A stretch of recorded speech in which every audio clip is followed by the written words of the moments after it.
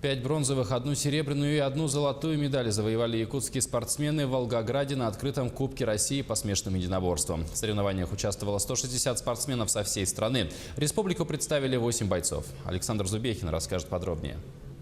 Среди смешанных единоборств миксфайт является самым жестким видом спорта, потому что здесь в стойке можно бить с локтя и колена по всем частям тела.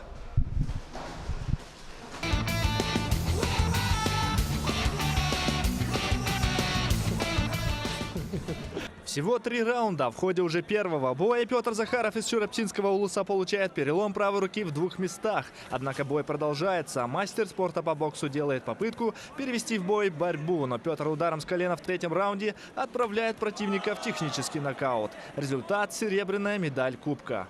Я продолжил бой, потому что на кону стояла путевка в мир в Казахстане, которая пройдет в июне. И поездка нужна была, конечно, прежде всего для своего народа, конечно.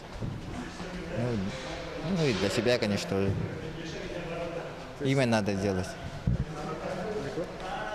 Ну, чтобы по боям выступать. Победитель турнира в схватке с соперниками одержал победу в борьбе по очкам. Золотой медалист уверен, причина победы – это долгие и усердные тренировки. Секрета нету никакого, просто надо больше тренироваться и тренировки не пропускать, и все. Да. И все свое время придет. Обмыть медали в Морсии и выпить содержимое. Такова традиция спортивного клуба «Уран-Хай», чтобы сила, выносливость и удача передались молодым еще не титулованным бойцам.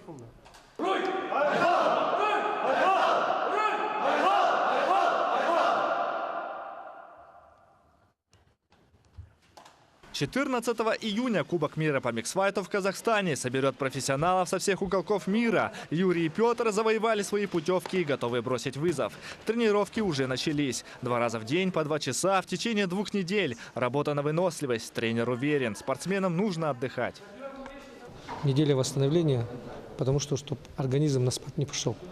Он на пике должен подойти. Бег, плавание. Сейчас модно называется по-американски там кроссфит, например, кроссфита. Силовая выносливость, функциональная выносливость спортсмена. В основном мы стараемся на природе, чтобы... Победа в Кубке мира по миксфайту в Казахстане – это путевка в большой коммерческий спорт, где каждая победа стоит денег. Расслабляться нельзя. Александр Зубехин, Георгий Григорьев, Якутск.